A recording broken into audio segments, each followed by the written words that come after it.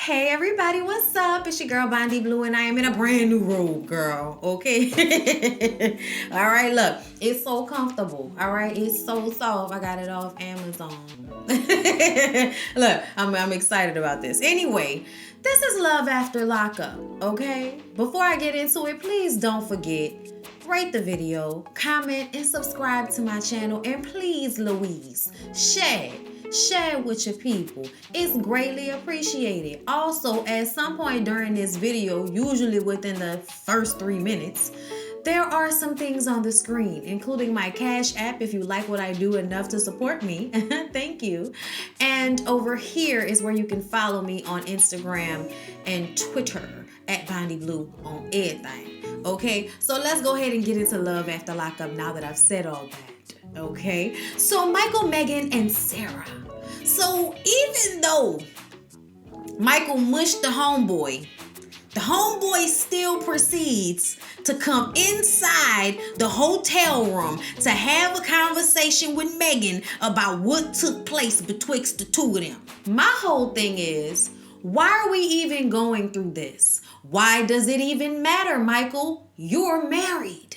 And you're also currently talking to and getting money from so many other girls. Why does this even matter at this point? Okay? Homeboy seemed to believe that him and Megan was in love. And they was out here bumping and grinding and getting it in and having relations. Okay? They were doing more than kissing. But Megan says, oh no, buddy. It was not me, all right? We kissed and that was it, okay? I want to be with Michael. That's what she said. So you know what? The homeboy went ahead and tucked his tail in between his legs and left. Megan wants to know about all the women she thinks Michael is talking to. He admits that he is talking to women, but at the same time, what's more important at this moment is the fact that she kissed his homeboy when he was in jail. Then, as he's getting dressed, in Texas, I'm sure to go somewhere with Megan, he's having a conversation on the phone with some girl from Miami, talking about how he want to see her in that bathing suit, talking about, oh, you was at the gym, you gonna let me help you out with that when I come there? Yeah? Oh, all right. Yeah, nah, I'm serious. I'm about that. Oh, I'm gonna be out there. Oh, yeah. Like, running it. And in the confessionals talking about he gets turned off so quickly when women do to him what he does to them. Okay, now that there is any question of disloyalty dealing with Megan, he don't want to deal with her no more. It doesn't matter that he's been wrong the entire time. It doesn't matter. Okay, what he did is of no consequence. All that matters is that he can't trust Megan now. So now he probably gonna fall back and he gonna introduce whatever new girl he messing around with for us to, watch him dog her out just so he can get some money out of her. Michael in his forehead and his ponytail and his cigarette, like I don't even know what to say. Like about these types of men. Like you really wish that every woman that they dealt with would be the same as they are. Meaning whenever you find out that he's cheating on you, lying to you, deceiving you in any way, shape, or form, you completely cut him off and you fall back. Okay, that's what you should do when people play with your emotions like that. But oh no, Michael is going to seek out all of the insecure females he can find and make them feel like Beyonce so that he can get $1,500 a month out of them bitches. I'm just kind of like, the fact that anybody is falling for this, okay, all he owns is a pair of jeans, a polo shirt, and an A-shirt. That's all he owns. Okay, maybe 1 or 2 hats when he's trying to cover up that monstrosity of a head. Like, I cannot with Michael, and I cannot with the women who like him enough to fall for it. Like, he has nothing to offer you. Nothing to offer you. As a woman, I feel like no woman should be in a relationship with a man just because he gives her compliments. That's stupid. You can tell yourself that same shit in the mirror. It works. And then as soon as I thought I couldn't dislike Michael more, he said, like Aretha Franklin said, and I was like, respect? He said, no, what's love got to do with it? I said, nigga, that is Tina Turner. That is not Aretha Franklin. I just don't use the reference if you don't know the reference. So then we see Sarah and her kitty-clicking best friend going out to the bar to act like they interested in men. I mean, Sarah may be, but the kitty-clicking friend, she's a wing woman. They're at the bar. And as she's talking about let's drink, let's let loose, let's not worry about any of our problems, she proceeds to then discuss Michael further and all of the different females that he's talking to while she fronts the bill. You ain't cut that cell phone off yet, Sarah? What you waiting on? She's telling the homegirl about Michael and how he's just giving all the girls the compliments and the text messages, making them feel good about themselves so that he could use them. And the thing that's so funny to me is like, so Sarah, do you not see yourself as one of these women? Because you absolutely are. You just so happen to be the one that he married. But it doesn't matter. Like, you still getting treated like the bottom of this nigga's foot. But she's talking to some dude that looks like Stinky from House Party. And, like, just wired like teeth, not a requirement. Never mind, okay? They were vibing. He was buying whatever she was drinking at the bar, okay? And when they went to the car, her and the homegirl gets inside the car and she stays outside to exchange phone numbers, and this ends up in a makeout session. I said, but bitch, you just met him. I'm sorry, y'all. Like, I just don't trust that people don't have, like, gum disease and shit. Like, I'm sorry, y'all. I'm a terrible person sometimes. I'm just saying, there's some things that I just rather not even look at because the look on my face will tell it all. So, y'all, let's get to Angela and Tony, okay? Tony then showed up to the door early in the morning right before Angela is about to go to work so that he can beg her to let him come inside and at least take a shower, brush his teeth, and get himself ready for work. Now, he's been sleeping out in a car out front the trailer, so it ain't like he really went that far. Like, he got out the car and walked up to the front door. He was in the driveway the whole night in the car, and he's hot and he's in distress. And he wants Angela to hear him out. I love you, baby. Okay, I was thinking about you. You on my mind. Am I on your mind, Tony? Was I on your mind when you was messing around with the hookers? I don't think so. I don't think so at all. And even if you were, it wasn't in that good, warm, fuzzy place that makes the person not mess up the relationship. Angela says, when will I ever have to stop fixing your problems, Tony? You know what? You can go in there and brush your teeth and take a shower, whatever you need to do. But at 5 o'clock, you better be out of here, okay? When I come home, you better be gone. I said, bitch, you don't want him gone. Stop playing with us. Y'all, enters Donna Faye, okay? You know what? Shout out to Donna Faye because Donna Faye is the realest. Y'all know I already love Donna Faye because I think her name is fantastic. But also because she don't give a shit how many cameras and producers y'all got in this room. She is not about to have a dumbass conversation with her sister about this food, Tony. She's just not. She's not going to co-sign. She's not going to act like it makes sense. She's not going to stay quiet. She's not just going to shake her head and go along with it. Oh, no. Okay? Donna Faye is about to tell you how dumb you sound. So Donna Faye came over to get the tea, and Angela is sitting there sucking on the cancer stick, trying to calm down her nerves. Angela says, well, first of all, I burned up all his stuff. He ended up sleeping out there in the car, in the driveway. Donna says, sounds like you punking out to me. First he's sleeping out in the car, then tonight he's gonna be on the sofa, and tomorrow he's gonna be back in your bedroom, ain't he? He's gonna come home when he is tired of being out there in the street because it's just oozing through his pores that he's a hustler and he's conning you. Okay, like she had to get deep when she said that. He's conning you, Angela, and I wish you would stop being stupid, but he knows he can always come back because you're going to always let him back in, which is true. Tony told us that. Angela says, I love Tony. I love Tony and I love the way he touches me. I said, bitch, the way he touches you.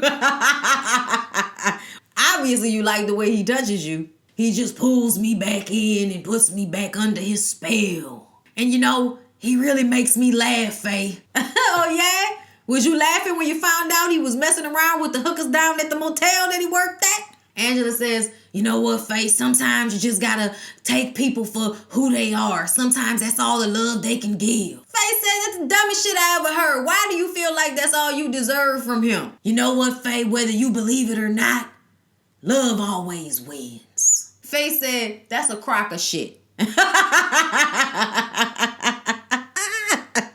I I'm sorry, y'all. I'm sorry. That was the funniest shit. She said, that's a crock of shit.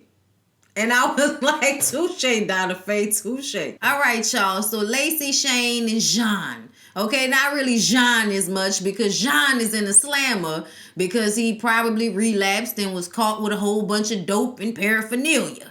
And Lacey is having a hard time with this. Instead of worrying about the fact that her new husband is turning into a damn alcoholic because of all of their issues and his immaturity and his lack of ability to deal with it. You know what I'm saying? Instead of you worrying about him, who you just made the commitment to, you worrying about Jean and wherever the hell Jean is, okay? Now, Shane gets home from drinking with his buddy with the teardrop, okay? It's serious.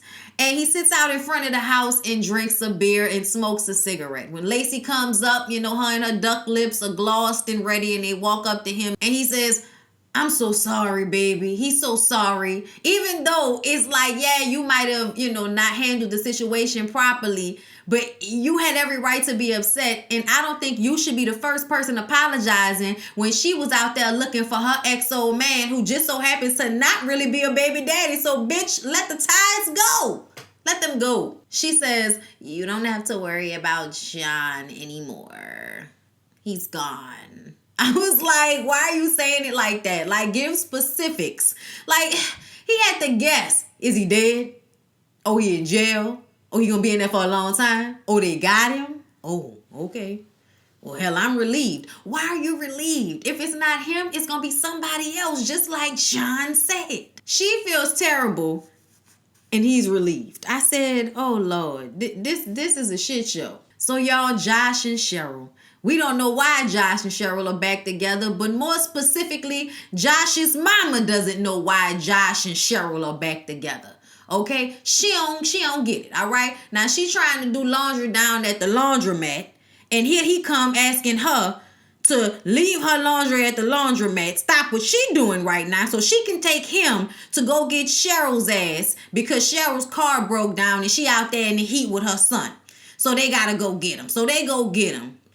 And they so happy to see one another. So they stand outside the car and make out for 45 minutes, just aggravating the shit out of the mama and me. Okay, they finally get everybody in the car, and the mama is just like, I mean, if he was that serious about it, why was he just broken up with her a few weeks ago? Like, I don't want them to be together. I don't think they should be together. I don't think either of them are mature enough for a relationship. Like, the mama do not see it for Cheryl, okay? And I agree with Josh that it's probably because, first of all, his mama is a lot like Cheryl, but also I think that for some mothers, it's hard for them to feel like there's someone who is more important than them in their sons' lives, okay? But either way, I just kind of feel like mama just really don't like Cheryl, okay? She just really don't. She wants to make sure that she's only going to be there for 3 days, okay? And Josh is like, yeah, you know, it just kind of depends on how quickly we can get the car fixed. And she was like, no, I don't care about none of that. They ain't got nothing to do with me. That's not my responsibility. 3 days, Josh. 3 days. Okay, they get to her house. She lay down the rules. Clean up after yourself. All right. He got to be inside at 9 o'clock. Cheryl is like, oh my God, what a fucking dumbass I am. I don't know what time my boyfriend has to be back at home. I said, Cheryl, you didn't need to do all that. I know she doing a lot. And I know it's probably been working on your nerves this entire time, and you've been trying to like laugh it off and all of that. But ultimately, this is this lady house. And if you want to be around your old man and sleeping with him, you need to go ahead and be nice to this damn lady, or at least be cordial and get the hell up out the way. That's really all you need to do. Make sure you're cleaning up after yourself. Make sure you're doing whatever you need to do so you can get in and out of this lady's house, okay? I'm just saying. I don't care. I ain't got time for that. Like, that's that lady house. If that's her rules, don't come at her sideways about it. Just say okay and go in the back and fuck Josh. What's the problem? But they're supposed to be finding a place together. Yeah, okay.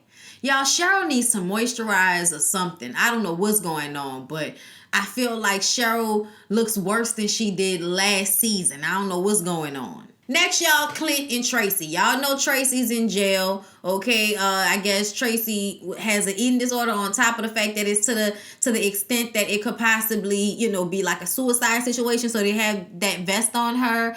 It's very disturbing, very sad. And Clint has to take his old pitiful ass home so he can tell his mom and his dad what has happened. And when he goes inside, it just reminds me how much I love his mom's house. Especially her kitchen. It's so nice and clean. I love it. Anyway, so he tells mom that, you know, there are only two things that can keep them away from each other. I said, what in the color purple, Clint? Get to the damn news, okay? And he tells her that Tracy's back in jail. They found meth on her. Meth? Clint, meth? You know, the mom is upset because the mom believed Tracy was going to get better. She wanted to believe it. She cared about Tracy. And now Tracy is back in the same predicament. But I almost feel like you can't even be mad at Tracy. Obviously, Tracy has had some terrible shit happen to her. And she cannot escape needing to do drugs. Meth is terrible. And in all honesty, I feel like when people be on meth, you might as well just back on up away from them. Like, I'm just saying, they ain't gonna do nothing but steal shit from you. Like, that's all they gonna do. It's just like a crack habit. Nah, go on away from me with this. I'm sorry. But my whole thing is, why do Clint's parents think that he's not doing anything? Like, I feel like, how is she got meth and all you got is weed? Like, I get it. It's doable. But ultimately, sometimes Clint make me feel like he doing more than just smoking weed as well.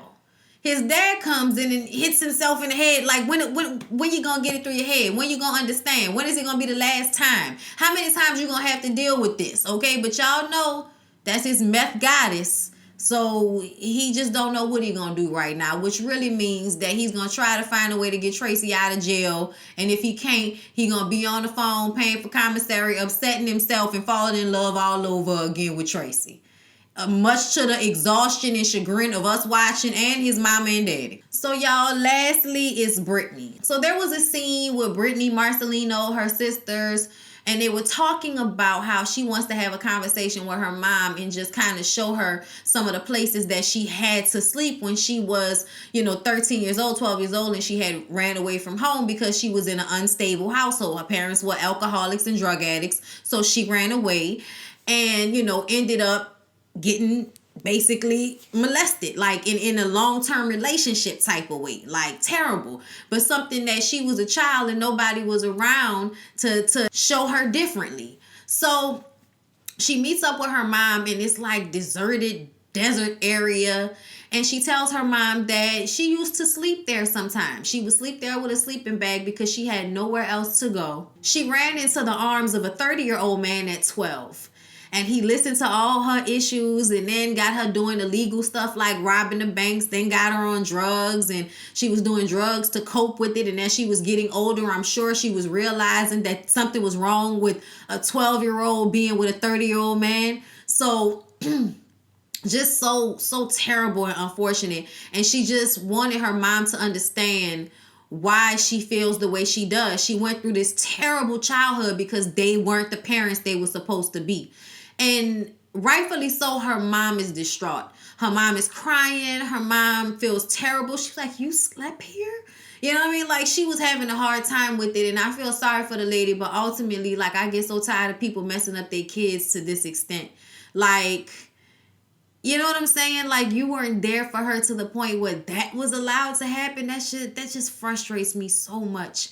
It really, really, really, really does. But either way, they have this conversation. The mom apologizes. She's sorry. Brittany feels like she doesn't need the apology, but it's like, yeah, you do. You're telling her this because you need the apology. Don't act like you don't need it, okay?